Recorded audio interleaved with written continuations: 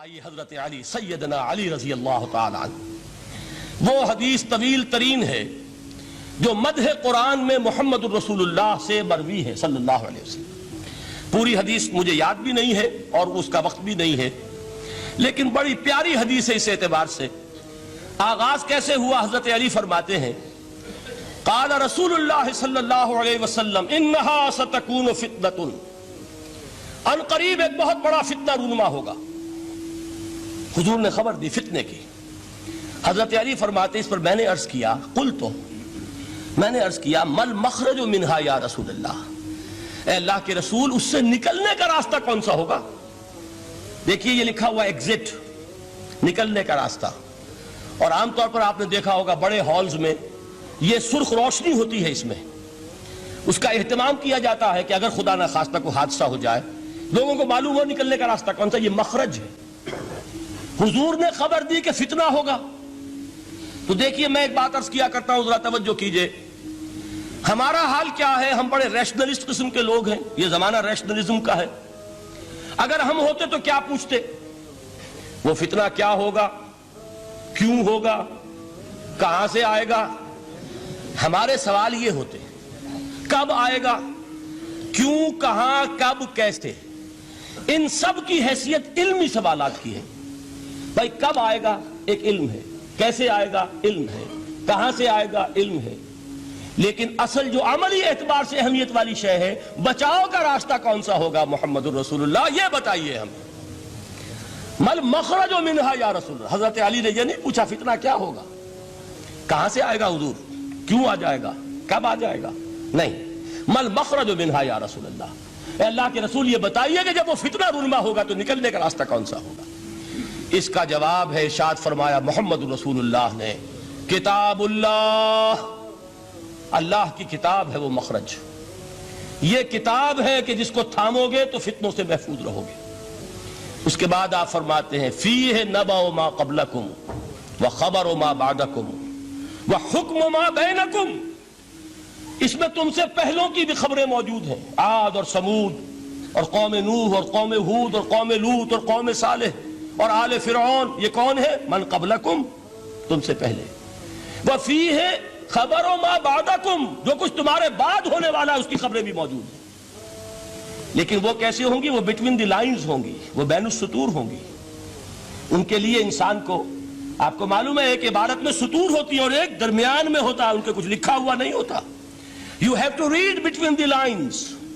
قرآن میں بعد میں آنے والے حالات بھی درج ہیں، لیکن اس طرح نہیں جیسے کہ پچھلے حالات درج ہیں۔ اس کے لیے ذرا ان ڈیپتھ پونڈرنگ اوور، غور و فکر اور تدبر کی ضرورت ہوگی۔ وَحُکْمُ مَا بَيْنَكُمْ، اور جتنے اختلافات تمہارے اندر پیدا ہوں گے تا قیام قیامت، ان سب کا فیصلہ بھی اس کتاب میں موجود ہے۔ وَهُوَ حَبْلُ اللَّهِ الْمَتِينُ وَهُوَ الذِّكْرُ الْحَكِيمُ، یہی تو ہے وَهُوَ الصِّرَاطُ الْمُسْتَقِيمُ، سیدھا راستہ اور کون سا؟ یہ قرآن تو ہے۔